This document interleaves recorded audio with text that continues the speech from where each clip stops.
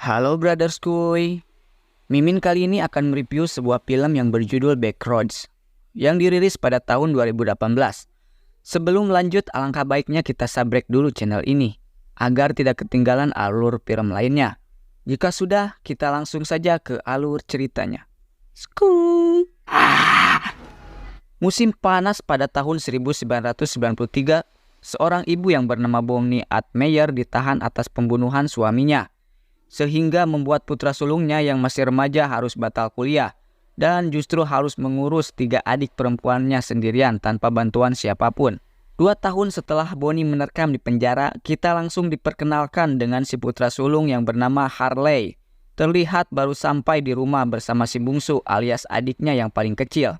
Ketika sudah masuk ke dalam, di situ sudah ada adik keduanya yang bernama Misty, memberikan sebotol minuman pertanda bahwa Misty ini adalah adik yang perhatian dan sayang dengan kakaknya sendiri yang capek banget karena baru pulang bekerja.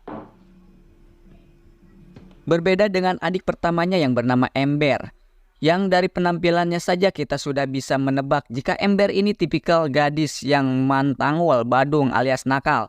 Usia yang lebih tua dari kedua adiknya yang lain harusnya menjadikan Ember lebih dewasa dan mengerti dengan kondisi keluarganya saat ini. Justru dia malah menolak menjaga adik-adiknya malam ini dan lebih memilih keluar untuk pergi kencan bersama pacarnya.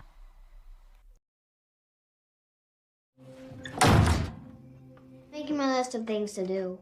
I don't like hot dogs are the #1 cause of children. Harley sendiri bekerja sebagai seorang karyawan di sebuah swalayan yang kebetulan hari ini giliran shift malam. Dari raut wajahnya yang selalu murung, jelas menggambarkan tekanan hidup yang sedang dirasakannya saat ini. Karena bagaimana tidak, di usianya yang masih terbilang muda, Harley harus menjadi seorang kakak sekaligus kepala keluarga bagi adik-adik perempuannya. Apalagi keinginannya untuk kuliah harus kandas dan tidak memiliki kehidupan layaknya pemuda di usianya.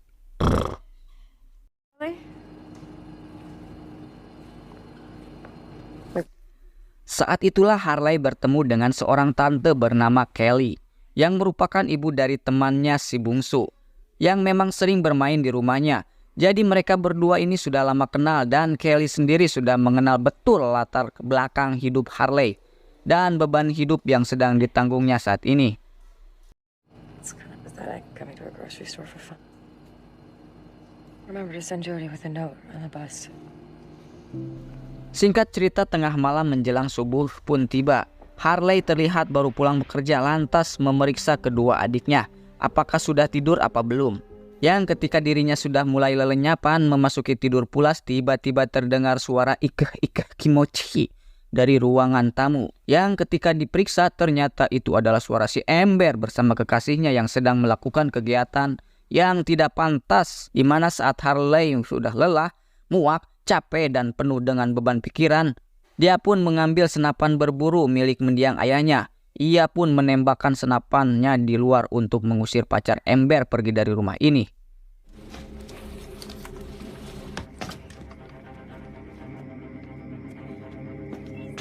Jijik dengan tindakan Ember, Harley pun menyeret sopanya keluar rumah. Lantas dibakarlah stopa tersebut. Karena saking stres dan rungsingnya dia di atas si Ember yang benar-benar sudah keterlaluan.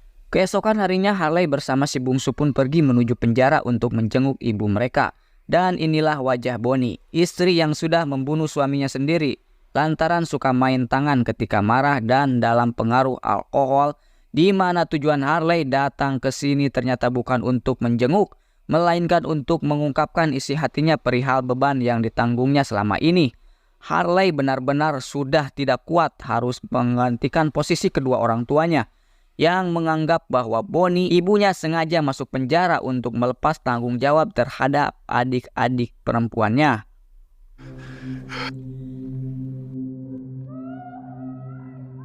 Selepas dari penjara, Harley pun melakukan konsultasi kepada seorang psikiater yang memang sudah biasa ia temui.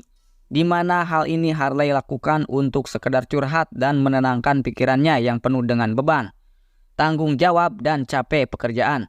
Meski sesi konsultasi ini sebenarnya tidak terlalu membantu apa-apa untuk memenuhi kebutuhan keluarganya.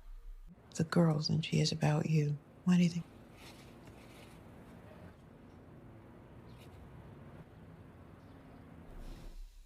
Sore menjelang malam, Harley pergi ke rumah Kelly untuk menjemput si bungsu yang sedang bermain bersama anaknya.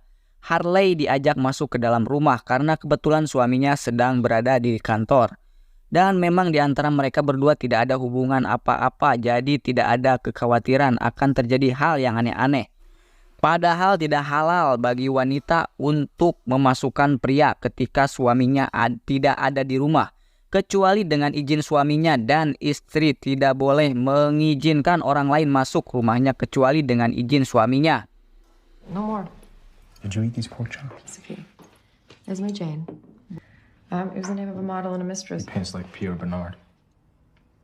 Tiba di rumah tepat saat jam makan malam, Amber tumben-tumbenan menjedok di rumah karena biasanya dia akan keluyuran bersama kekasihnya.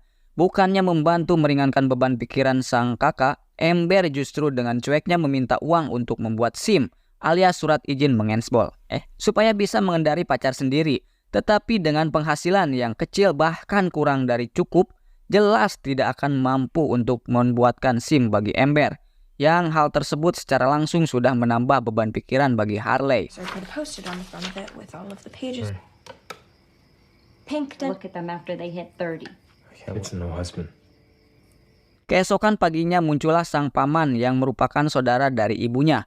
Dan perlu diketahui bahwa akibat kejadian 2 tahun yang lalu yang diperbuat oleh ibunya, keluarga dari pihak mendiang ayahnya memutuskan untuk lepas tanggung jawab dan tidak peduli dengan nasib Harley dan ketiga adiknya. Dan dari pihak ibunya hanya si pamanlah satu-satunya saudara atau anggota keluarga yang masih mau untuk menjenguk mereka. Meskipun jarang dan tidak pernah memberikan bantuan berupa uang tunai, Harley sangat menerimakan sekali niat baik paman ini. Right. You wanna...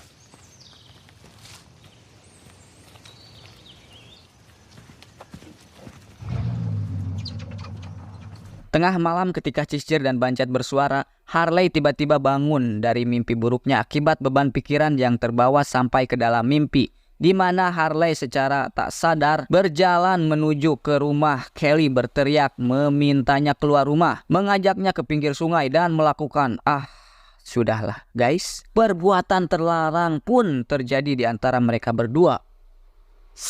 Keesokan paginya Harley terbangun dengan Kelly yang sudah tidak ada di sampingnya. Dia pun segera pulang ke rumah yang di situ ada Misty yang hampir saja menembaknya. Rupanya Misty ini kangen menggunakan senapan karena dulu ia pernah diajak berburu bersama mendiang sang ayah. Sehingga Misty tidak terlalu asing ketika menggunakan senapan tersebut. Why'd you do it? I started hunting with Dad when I was 8. Sebelum masuk ke dalam rumah, Harley melihat si bungsu memegangi sesuatu yang ternyata adalah baju milik si Misty yang ditemukan di dalam hutan. Yang hal tersebut cukup membuat Harley keheranan karena baju milik Misty tersebut sudah agak usang dan kekecilan, yang sepertinya sudah ada di hutan sejak 2 tahun yang lalu. Found it in the woods. Singkat cerita, malam pun tiba. Saat Harley sedang sip malam, Kelly meminta maaf sudah meninggalkan Harley sendirian di pinggir sungai karena harus segera kembali ke rumah, takut sang suami mencarinya. Dan jika Harley butuh teman curhat atau ingin dihiburnya lagi, Kelly pun memperbolehkan Harley untuk datang ke rumahnya setelah bekerja. Karena kebetulan sang suami sedang ada urusan pekerjaan dan baru pulang esok paginya. You wanna come by after work? We're outside of town, like I said. Please, I beg you.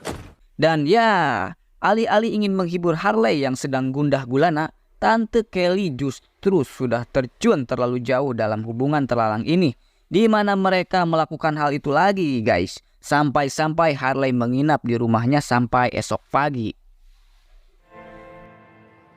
You gotta go.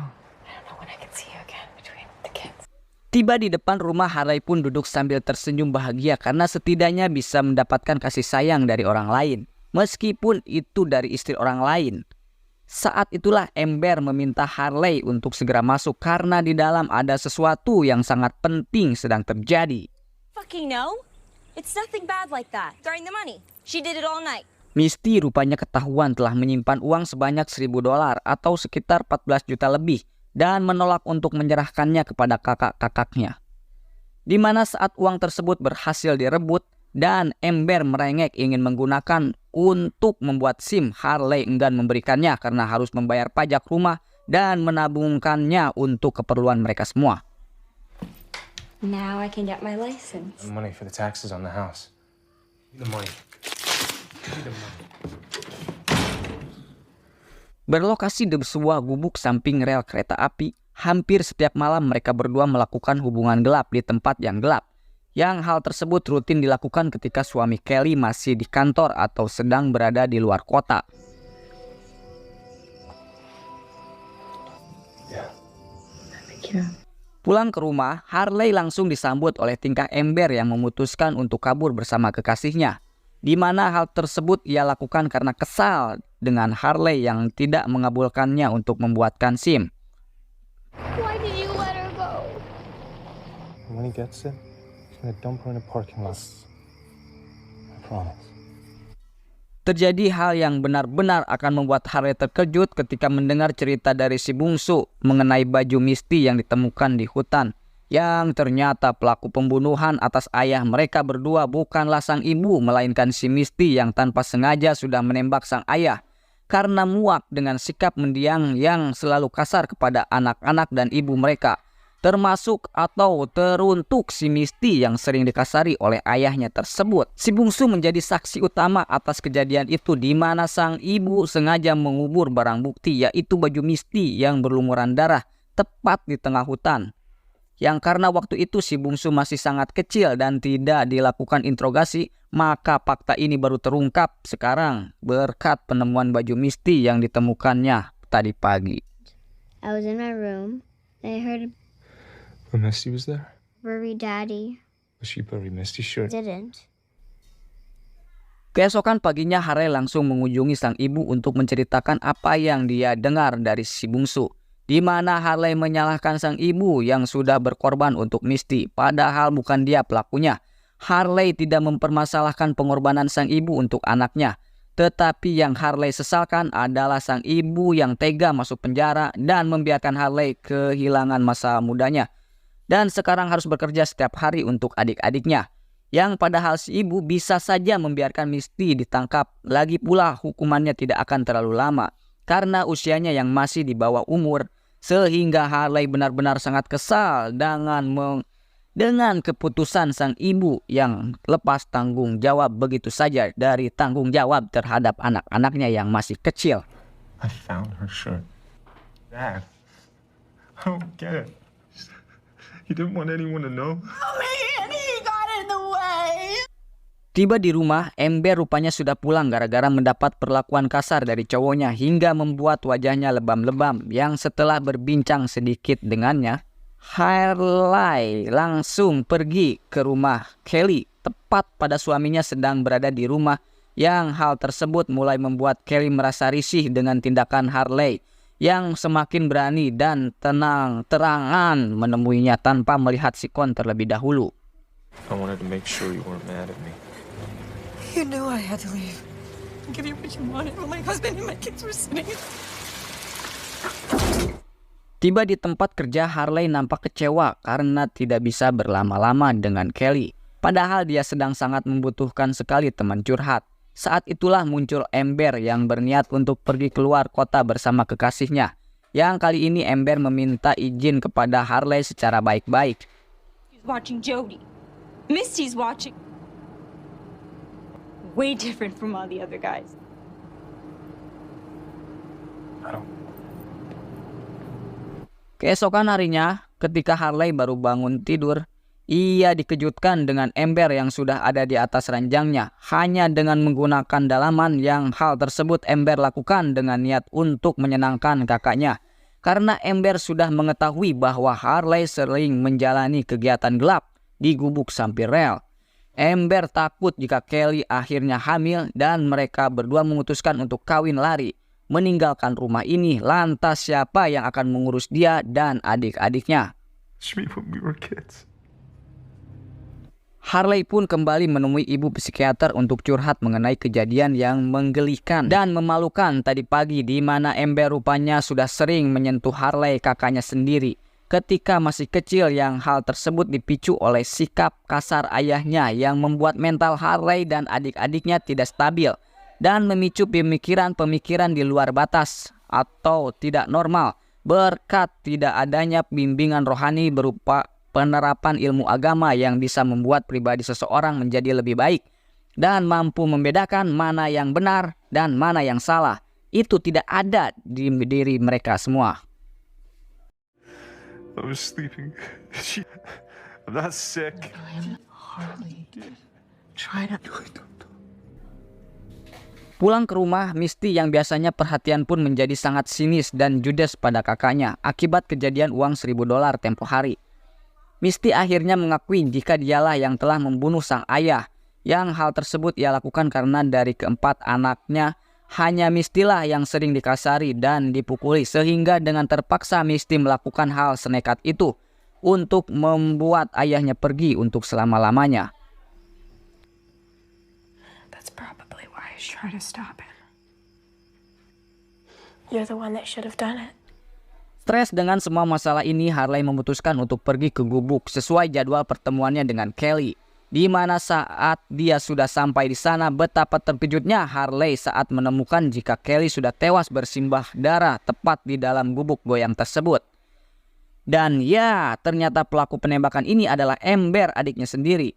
Yang hal tersebut Amber lakukan karena takut jika hubungan mereka semakin jauh, semakin lama semakin menjadi lebih kacau dan semakin maka dia mengkhawatirkan ada potensi untuk kawin lari. Sehingga satu-satunya cara untuk menghentikan ini semua adalah dengan cara membunuh Kelly dan itu sangat mencerobohkan. Alhasil disinilah Harley sekarang mengaku kepada polisi bahwa dialah pelaku pembunuhan tersebut dengan alasan bahwa Kelly menolak untuk meninggalkan suaminya. Yang pada momen ini sebenarnya Harley tidak ada bedanya dengan ibunya sendiri yang memilih untuk mengorbankan dirinya sendiri demi anggota keluarganya sendiri. Tetapi bedanya Harley lebih ke arah ingin melepas tanggung jawab dan beban pikiran yang ditanggungnya selama ini. Uncle Mike? Yeah. I can't wake her.